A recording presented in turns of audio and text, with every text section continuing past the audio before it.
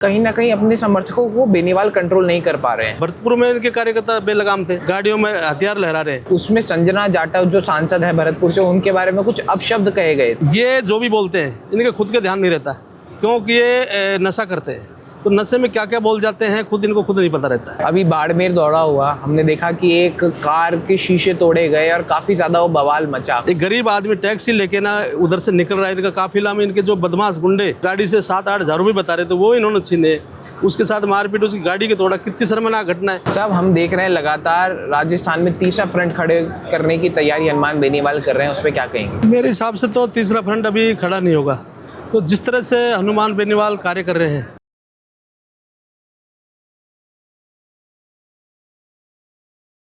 नमस्कार, मेरा नाम है अक्षत पारिक और आप लोग देख रहे हैं गोलिटिक्स। आज हमारे साथ पूर्व करनी सेना प्रभारी रघुवीर सिंह जी मौजूद है। नमस्कार साहब। नमस्कार साहब, करनी सेना को छोड़ने की वजह क्या रही? देखो, करनी सेना छोड़ी नहीं, करनी सेना का मैं शुरू से सिपाही रहा हूँ, और करनी सेना के जो हमारे संस्थापक थे, उनके जाने के बाद उनकी विचारधारा जो थी वो अन्य करनी सेनाओं से मेरी मेल नहीं खाई।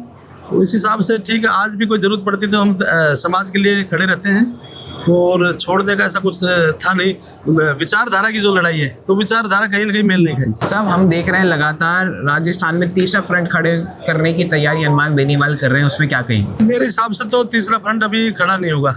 तो जिस तरह से हनुमान बेनीवाल कार्य कर रहे हैं, और जिस तरह से बेनीवाल के जो कार्यकर्ता हुड़दंग मचा रहे हैं, आतंक, आज आप देखो बंगाल में क्या था, टीएमसी के जो कार्यकर्ता थे, उन्होंने जो हुड़दंग मचाया, वो सेम पिक्चर यहाँ पे हनुमान बेनीवाल के जो कार्यकर्ता वो दोहरा रहे। तो इस तरह से लगता नहीं कहीं तीसरा फ्रंट तैयार होगा। साहब, वो बैराणा धाम जाते हैं, उसके बाद भरतपुर भी जाते हैं, हाल ही में वो बाड़मेर भी गए थे।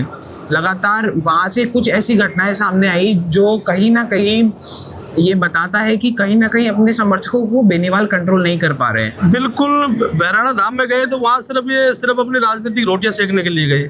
वहाँ के साधु संत काफ़ी दिनों से धरने में बैठे थे, और उनको लगा कि अपना कहीं ना कहीं धरना ये अपनी तरफ से डाइवर्ट कर रहे थे, इसलिए उन्होंने यहाँ से उनको भगाया। तो सिर्फ अपनी राजनीतिक रोटियां सेकने के लिए वहाँ पे गए। और जैसे भरतपुर गए, भरतपुर में इनके कार्यकर्ता बेलगाम थे। मैं आपको मोबाइल में दिखाऊँ, हथियारों से लैस इनके कार्यकर्ता गाड़ियों में हथियार लहरा रहे। तो इस तरह से कैसे तीसरा फ्रंट तैयार होगा? साहब, एक वीडियो नहीं, ऑडियो काफ़ी वायरल हुआ था, जिसमें हनुमान बेनीवाल की आवाज़ आ रही थी। उसमें संजना जाटव जो सांसद है भरतपुर से, उनके बारे में कुछ अपशब्द कहे गए थे। हालांकि उसकी ऑडियो की क्या प्रासंगिकता है ये तो मैं नहीं तय कर पा रहा, पर आपके पास भी अगर वो पहुंचा तो क्या वास्तविकता में वो सच था, एआई था, क्या सीन था? बिल्कुल, ये देखो, हमारी महिला सांसद एक तरह से दलितों के हितों की बात करते हैं, और एक दलित महिला एक सांसद, उसके लिए अपशब्द बोलना ये बिल्कुल ओरिजिनल उनका गाड़ी में वीडियो चल रहा था। और दूसरा मैं आपको निवेदन करूं, ये जो भी बोलते हैं इनका खुद के ध्यान नहीं रहता है, क्योंकि ये नशा करते हैं, तो नशे में क्या क्या बोल जाते हैं इनको खुद नहीं पता रहता है। तो एक महिला के लिए और दलित महिला के इस तरह की आपत्तिजनक टिप्पणी करना ये बहुत गलत है। अभी बाड़मेर दौड़ा हुआ, हमने देखा कि एक कार के शीशे तोड़े गए और काफ़ी ज़्यादा वो बवाल मचा। कहीं ना कहीं ये कहा जा रहा है कि राजपूत समाज और जाट समाज के बीच में इस केस इंसिडेंट के बाद से काफ़ी दूरियां बन जाएगी। राजपूत समाज, मैं राजपूत समाज से आता हूँ, और 24 के 24 अवतार राजपूत जाति में जन्म लिए। राजपूत 36 कौम का सम्मान करता है, और एक गाड़ी पे राजपूत लिखा हुआ और उस गाड़ी को तोड़ना, ये बहुत ही शर्मनाक और बहुत ही बेहुदा कार्य इनका है। एक गरीब आदमी टैक्सी लेके ना उधर से निकल रहा है, इनका काफिला में इनके जो बदमाश गुंडे, उन्होंने उस ड्राइवर के साथ मारपीट करी, उसके गाड़ी से 7-8 हज़ार रुपये बता रहे थे, वो इन्होंने छीने, उसके साथ मारपीट, उसकी गाड़ी के तोड़ा। कितनी शर्मनाक घटना है। कैसे आप सीएम के सपने कैसे ले रहे हो? मैं आपको गारंटी देता हूँ, आप खुद जीत के बता देना, क्यों सर से नागौर से आप सांसद बन के बता देना। आप इस तरह का संदेश जा रहा है। आप 36 कौम की बात करते हो। पहले भाई फिर लुगाई, ये सिर्फ एक जात की पार्टी भी नहीं है, एक परिवार की पार्टी है। मैं किसी जाति विशेष की बात नहीं करता हूँ। मेरा विधानसभा मुंडा और अलवर आता है, जिसमें 4 बार विधायक जाट बना है, और आप पता कर लेना, रिकॉर्डेड है। 4 बार विधायक बना सिर्फ राजपूतों के वोट से। 30,000 हमारे राजपूतों का वोट है। जो धर्मपाल चौधरी 3 बार बने, 1 बार उनके पुत्र मंजीत चौधरी बने, तो हम किसी जाति के खिलाफ नहीं। जाटों में मेरे अच्छे अच्छे मित्र हैं, एक जाटों की मैंने धर्म बहन बना रखी, मेरे धर्म भाई है, बहुत जाटों से मेरे बहुत अच्छे रिलेशन है। बाकी इस तरह का जो जहर जो दो जातियों में घोलने का काम करा ना, ये बिल्कुल गलत है। साहब हमने देखा और हनुमान बेनीवाल ने उस जो घटनाक्रम हुआ उसके बाद बताया भी कि उनके काफिले में कुछ गाड़ियां घुसने का प्रयास कर रही थी, इस वजह से वो एक्शन लेना पड़ा। ऐसा कुछ भी नहीं है, वो गाड़ी आगे से जा रही थी, वो काफिले को और उनको देख के वो खुद साइड में खुद गाड़ी रुकी, आप देखो उसका वीडियो, और वो बिल्कुल चिल्ला रहा है, मदद मांग रहा है। एक गाड़ी अगर मान लो किसी का काफिला, कोई राष्ट्रपति का तो काफिला जा नहीं रहता, प्रधानमंत्री का जा नहीं रहता, एक आप हो क्या, एक सांसद ही दो, सांसद हो तो इसके मतलब आप रोड को किसी का अधिकार नहीं दूसरे का चलने, वो भी उस रोड का टैक्स देता है। आप तो टोल टैक्स भी नहीं देते हो, वो टैक्स दे रहा है, टोल टैक्स दे रहा, तो उसको आपसे ज्यादा अधिकार उस सड़क उसका है चलने का। आप सांसद हो गए तो किसी को चलने नहीं दोगे रोड पे, आपके कार्यकर्ता किसी को मारेंगे क्या, कौन सहन करेगा? ये राजपूत की बात नहीं। उस जगह को अगर कोई जाट की भी गाड़ी टूटता ना, उतना ही मैं विरोध उसका भी करता। किसी दलित की टूटती, किसी भी छत्तीस को जिसकी गाड़ी टूटती, उसका भी मैं विरोध इतना ही करता हूँ। बात राजपूत जाट की नहीं है, जाटों में अच्छे अच्छे लोग हैं। आप एक बात बताओ, हनुमान बेनीवाल ने अपनी जात को भी नहीं छोड़ा। महिपाल मदेरना की जो बेटी है दिव्या मदेरना, उनके लिए इन्होंने क्या क्या बोला, रिचपाल मिर्जा परिवार के लिए इन्होंने क्या क्या बोला, राजा राम मिल परिवार को इन्होंने क्या क्या बोला, इन्होंने अपने समाज को भी नहीं छोड़ा। हमारे कालवी साहब बोलते थे, जो अपनी जात का नहीं, ठीक है, जो अपनी जात का नहीं वो किसी का भी नहीं है, जो आदमी अपनी जात का ही नहीं है तो ये तो जात को खराब कर रहा है। सब ये भी कुछ फुटेज ऐसी निकल कर आई जिसके अंदर गाड़ी के अंदर डंडा रखा था, पत्थर रखे हुए थे, और बोला जा रहा था कि वो जो सारा प्रकरण है वो इसलिए कर रहे हैं क्योंकि वहां से माहौल बिगाड़ा जा सके उस रैली का। नहीं, ऐसा कुछ भी नहीं था। ये उससे के साथ मारने पीटने के बाद में उस गाड़ी में सिलेंडर रखा गया है, उसमें डंडे सरिये रख रखे, कार्यकर्ता हथियार लहरा रहा है इनकी गाड़ी में, ठीक है। तो क्या साबित करना चाहते हो आप वहाँ रैली में गए हो, वहाँ पे कोई लड़ाई जंग जीतने, किस चीज़ के हथियार लहरा रहे हो आप, किसको डरा रहे हो आप एक संसद के, इस देश के सबसे बड़े पंचायत के सदस्य हो आप, ठीक है, और आपको ये चीजें शोभा नहीं देती। ऑपरेशन क्लीन के विरोध में गए थे हनुमान बेनीवाल, वहां पे मंदिर भी तोड़े गए थे और मस्जिद भी तोड़ी गई थी क्योंकि देश की सुरक्षा की बात थी। आपको लगता है कि ऐसी जगहों पर किसी नेता का खड़ा होना या विरोध करना सही है? तो इनको तो वही बात मैं बता रहा हूँ आपको, इनको अपनी राजनीतिक रोटियां सेकनी है। अगर जनता के हित में कोई मंदिर टूटता है, कोई मस्जिद टूटती है, उसमें इस तरह के नेता घुसते हैं, तो सिर्फ ये दो समुदायों में, दो जातियों में ये उनको बांटने का काम करते हैं, तो ये गलत है। साहब हमने देखा कि अभी तक राजस्थान में आज़ादी के बाद से कोई भी जाट मुख्यमंत्री नहीं रहा। हमने राजपूत देखे, भैरव सिंह शेखावत है, उसके बाद वसुंधरा राजे भी राज परिवार से आती थी, क्यों नहीं है? उसके पीछे क्या वजह मानते हैं? उसका चिंतन करने का विषय इनका खुद का है। जिस तरह से हुड़दंगबाजी, जिस तरह से ये अराजकता फैलाने की जो प्रदेश में कर रहे हैं, तो ये इनका सोचने का विषय इनका है। आज राजस्थान एक शांति प्रिय प्रदेश है और यूपी, हरियाणा, पंजाब के जो गुंडे हैं उनको शरण देने का काम हनुमान बेनीवाल यहाँ करते हैं। तो इस तरह से ये राजस्थान में जाट सीएम क्यों नहीं बना, ये इनको सोचना है। तो इस तरह के लोग जो ये आगे आ रहे हैं, अच्छे अच्छे जाटों में मैं फिर दोहरा रहा हूँ, बहुत अच्छे अच्छे लोग हैं, बहुत सभ्य लोग हैं, पढ़े लिखे लोग हैं, उनको आगे लाने की जरूरत है। ऐसे लोग और इनके जो कुछ भटके हुए युवा हैं, उनको मेरा निवेदन है कि आप अपना कैरियर बनाओ, आप अपना भविष्य इस आदमी के लिए खराब मत करो। आप यहाँ भविष्य खराब के अलावा आपको बस कुछ नहीं मिलेगा। हनुमान बेनीवाल के वाकई में 2028 में एक तरीके से कहे तो 1/4 सीटें भी लेकर आ पाएंगे क्या? 50 सीटें ला पाएंगे? कौन बोल रहा है? मैं गारंटी देता हूँ खुद जीत जाएगा। बता देना मेरे को, ये खुद के दम पे कब चुनाव जीता? पहला चुनाव सांसद का बीजेपी के समर्थन से, दूसरा चुनाव कांग्रेस के समर्थन से, तीसरा चुनाव इसकी बीवी 15,000 वोटों से आ रही है। खुद अपने दम पे अकेला लड़ा था ना, 15,000 से इसकी बीवी चुनाव आ रही है।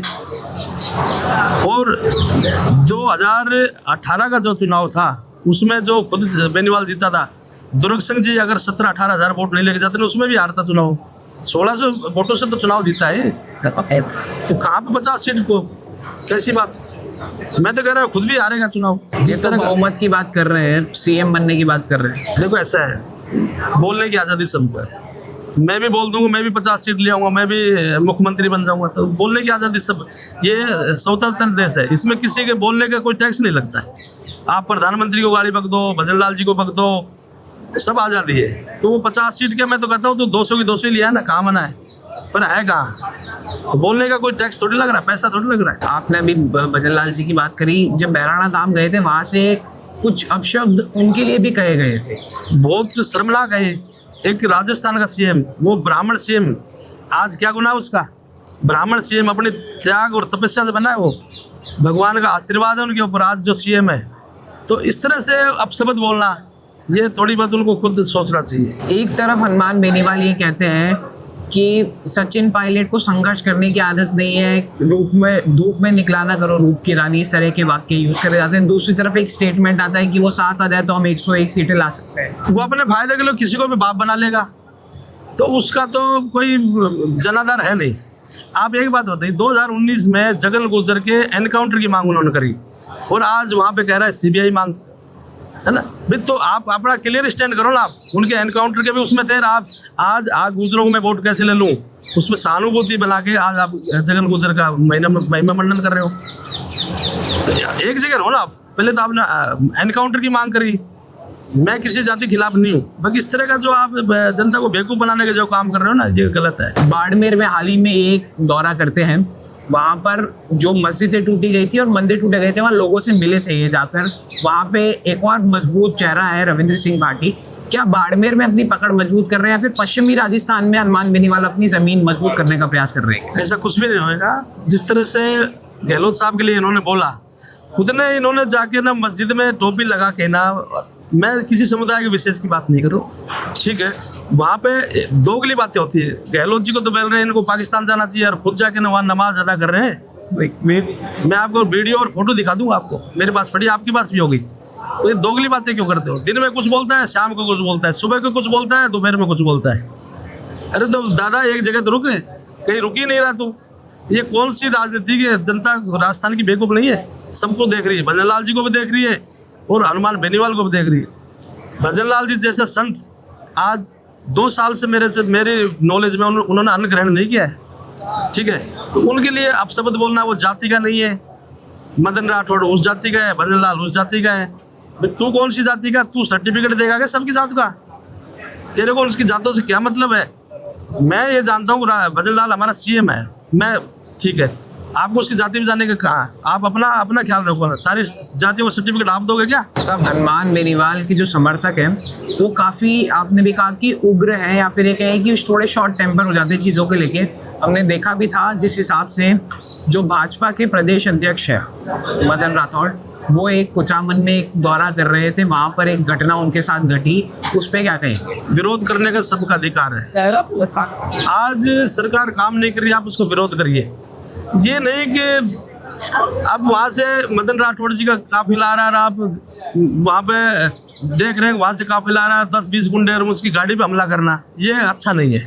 विकास नहीं कर रहा, बिल्कुल नहीं कर रहा, तो विरोध करिए ना। आप विरोध करने का आपको अधिकार है, तो विरोध करने में कोई दिक्कत नहीं है। बाकी जिस तरह से आप अटैक करते हो ना पर्सनल, मदन राठौड़ की गाड़ी तोड़ी इन्होंने, रविंद्र भाटी के वो सॉरी बाड़मेर के अंदर एक गरीब आदमी टैक्सी ड्राइवर की उसकी गाड़ी तोड़ी, तो ये कहाँ की मर्दानगी आपकी? कुछ एक ऐसे व्यक्तित्व या फिर बयान इनके द्वारा दिए गए थे जो और युवा नेता है उन पर अब वो कहीं ना कहीं इन पे बैकफायर करते दिखाई दे रहे हैं। देखो, हर आदमी क्या इज्जत से डरता है। बेनीवाल ने ये बोल दिया, मैं बोलूँगा तो क्या पता मेरे लिए क्या बोलेगा। मैं तो ये कहता हूँ विरोध करना चाहिए। अगर अगर किसी के लिए कुछ गलत बोल दिया तो आप मेरा विरोध करिए। गलत का विरोध आप नहीं करोगे तो फिर आप गलत का विरोध होना चाहिए। और हम वो इंसान है, गलत का विरोध करेंगे। चाहे मेरे समाज का भी कोई नेता अगर गलत करेगा, आज रविंद्र भाटी भी गलत करेगा ना, तो सबसे पहले आपके चैनल पे मैं आऊँगा। गलत का विरोध करना चाहिए, कभी भी सपोर्ट नहीं करना चाहिए। आज हम जहाँ पर हैं, क्या वहाँ पर आज भी जातिगत राजनीति होनी चाहिए? मैं तो ये चाहता हूँ सब जाति को मिलकर भाईचारे से रहना चाहिए। और आज सब कुछ इससे उस ट्रेंड में सब कुछ बदल चुका है। मैं किसी जाति पे विशेष पे कोई टिप्पणी नहीं। मैं तो हमारे तो पूर्वज है ना, हमारे यही सिखाया सबको साथ लेके चलना। 36 कौम को साथ लेके हमारी कौम चलने वाली जाति। और राजपूत जाति एक अद्भुत जाति है। मैंने आपको पहले बताया 24 के 24 जो अवतार थे वो राजपूतों में पैदा हुए। तो हमारे तो वो हम संस्कार है, हम तो किसी जात विशेष के किसी खिलाफ बोल ही नहीं सकते। हाँ, जो आदमी गलत करेगा वो चाहे किसी भी जात का, चाहे आप ब्राह्मण हो, आप गलत करोगे मैं आपका विरोध करूंगा। बेनीवाल का नहीं, बेनीवाल से मेरे कोई दुश्मनी नहीं, मैं कोई नेता नहीं हूँ, मेरा कोई टिकट नहीं, मेरे को चुनाव नहीं लड़ना। गलत जो चीज़ है ना वो मैं नहीं सुन सकता। ऑलमोस्ट आखिरी पड़ाव पर हम पॉडकास्ट के कुछ नेताओं के नाम लूंगा, आप उनके बारे में क्या विचार रखते हैं बताइएगा। सबसे पहले पूर्व मुख्यमंत्री अशोक गहलोत। अशोक गहलोत जी का जो कार्यकाल था, देखो मैं 10 में से ज़्यादा नहीं 8 नंबर उनको दूंगा। जिस तरह से आज जो माहौल बना हुआ है और बनाया गया है उस चीज़ को वो टैकल करते थे, अनुभवी थे। अनुभवी खिलाड़ी जो होता है ना वो क्या है कि लंबा खेलता है। सचिन पायलट। मेरे को तभी कोई ऐसा लग नहीं रहा आगे का भविष्य। उनको मुख्यमंत्री बनने का मौका मिल रहा था 18 में।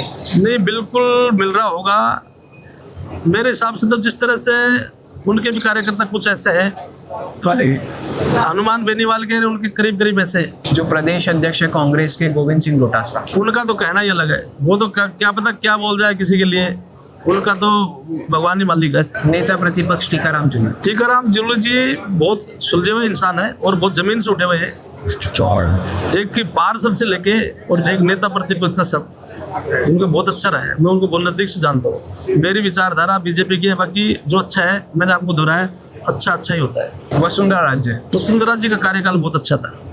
वसुंधरा जी ने जो विकास की जो नींव राजस्थान में रखी थी, उनका मुकाबला अभी न तो गहलोत साहब कर सकते हैं न भजन लाल जी कर सकते हैं। भजन लाल शर्मा जो मुख्यमंत्री है, अभी तो क्या है कि बच्चे ने जन्म लिया है, नया है बिल्कुल, हम खराब भी नहीं बोल सकते। 2.5 साल का कार्यकाल हुआ है, 2.5 साल अभी बाकी है और बहुत ही ये मान के चलो कि पहली बार चुनाव लड़ा, पहली बार सीएम बन गए, तो उनको अपन ये भी नहीं कह सकते कि भाई ये असफल है। ठीक है, 2.5 साल अभी है, अगर कर सकते तो 2.5 साल में काम कर देंगे। उप मुख्यमंत्री है दिया कुमारी। दिया कुमारी जी सुलझी हुई नेता है, 2 बार की सांसद है, 2 बार की विधायक है, 1 बार की सांसद है, नॉलेज है, अच्छा है। और भजन लाल जी में और दिया कुमारी में अच्छा तालमेल है और मिलके अच्छा काम कर सकते हैं। किरोड़ी लाल मीणा। किरोड़ी लाल जी ने अच्छा संघर्ष किया है। आज जिस टाइम जब कांग्रेस की सरकार थी तो मतलब विपक्ष की जो भूमिका थी वो अकेले किरोड़ी बाबा ने निभाई थी। सड़कों पे किरोड़ी बाबा उन्होंने संघर्ष किया है। नरेश मीणा। नरेश मीणा का मेरे को आगे ज़्यादा भविष्य लग नहीं रहा। चुनाव के टाइम पे आप आगे थे, उसके बाद आप गायब ही हो गए, आप कहीं दिख ही नहीं रहे। रविंद्र सिंह भाटी। रविंद्र भाटी इस राजस्थान की धरती पे 50 साल राज करेगा। बहुत लंबी रेस का घोड़ा है, आप देखना। तो कार्य करने की क्षमता और कार्यकर्ताओं को अपनी तरफ खींचना, आप उनसे सीखो, उनके संस्कार। आप कोई नेता टिप्पणी करे उन पे हाथ जोड़ के प्रणाम करके उनको, ये मेरा भाई है, मेरा बड़ा भाई है, मेरे बड़े है, किसी को उल्टा नहीं बोलता। हनुमान बेनीवाल। बेनीवाल के बारे में सारी चीजें मैंने बता ही दिया आपको। उनके बारे में बहुत चीजें मैंने बता दी आपको। और कोई ऐसी बात जो नहीं, बिल्कुल भी नहीं। वो सिर्फ और सिर्फ पहला तो अपना परिवार, परिवार के बाद अपनी जात, उसके बाद में उसको कोई दिखता नहीं है।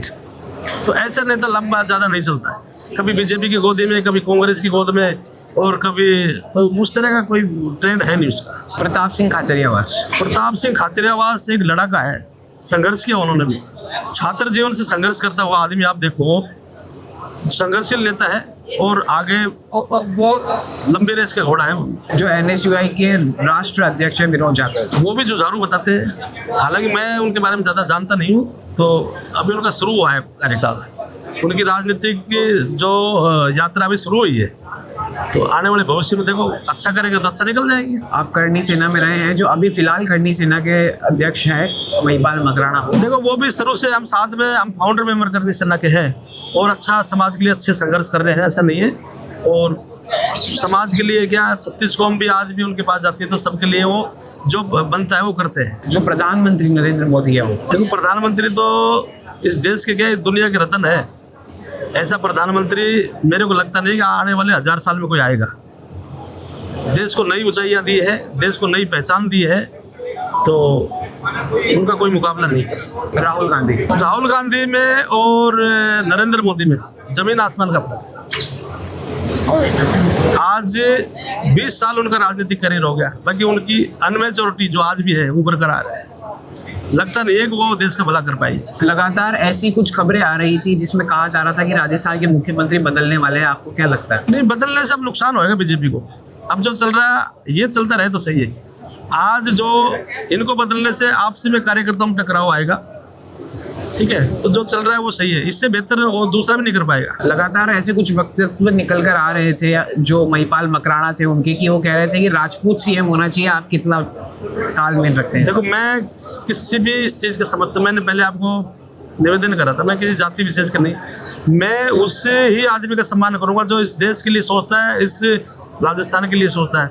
मैं नहीं कि मेरा समाज का नहीं, अच्छा होना चाहिए, वो किसी भी समाज का हो चाहिए। मेरे को किसी जाति से कोई मतलब नहीं है, जो अच्छा काम करेगा मैं उसका सम्मान करूंगा। नरेंद्र मोदी मेरे जात के नहीं है, मैंने उसको पूरे वर्ल्ड का रत्न बताया है, अच्छा काम कर रहा है। एक आखिरी सवाल के साथ मैं खत्म करूंगा। सतीश पूनिया, अलका गुजर को राज्यसभा भेजा जाता है, पर कहीं ना कहीं राजेंद्र राठौड़ को नहीं भेजा जाता।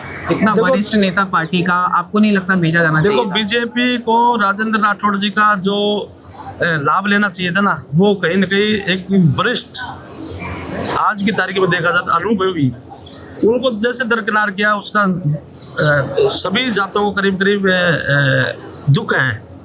आज उसका लाभ लेना चाहिए था। जिस तरह से अनुभव है, आज भजन लाल जी नए हैं, तो भजन लाल जी को कुछ जिम्मेदारी देके राठौड़ साहब को, तो उसका लाभ लेना चाहिए था, वो नहीं किया। वो दरकिनार जो किया वो गलत किया। आज सतीश पूनिया अच्छे लीडर है, ऐसा नहीं है, उनके पास तो ऑलरेडी पहले से हरियाणा प्रदेश प्रभारी की जिम्मेदारी है, तो कहीं ना कहीं राजेंद्र राठौड़ को अनदेखा करके पार्टी ने गलती करी। राजेंद्र गुढ़ा ने एक बयान दिया था, उन्होंने कहा था कि राजपूतों को राजनीति जाटों से सीखनी चाहिए। उस पर क्या कहेंगे? देखो, राजेंद्र गुढ़ा जी भी जो है वो भी क्या अलग तरह की राजनीति करते हैं।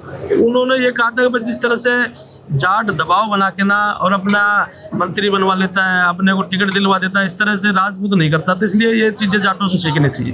तो उनका जो स्टैंड है वो उनके पास सही है। आप सही मानते हैं कि गलत बात है?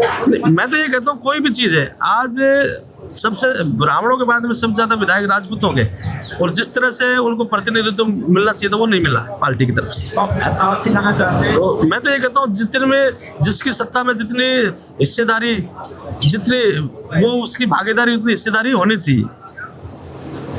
आज राजपूत है, 90% वोट बीजेपी को देता है, उस हिसाब से उसको जो प्रतिनिधित्व मिलना चाहिए था वो नहीं मिलता। ये चलिए साहब, बहुत बहुत धन्यवाद। बहुत अच्छा लगा आपसे बातचीत करके। आप भी हमारे साथ ऐसे ही जुड़े रहें, तब तक के लिए धन्यवाद।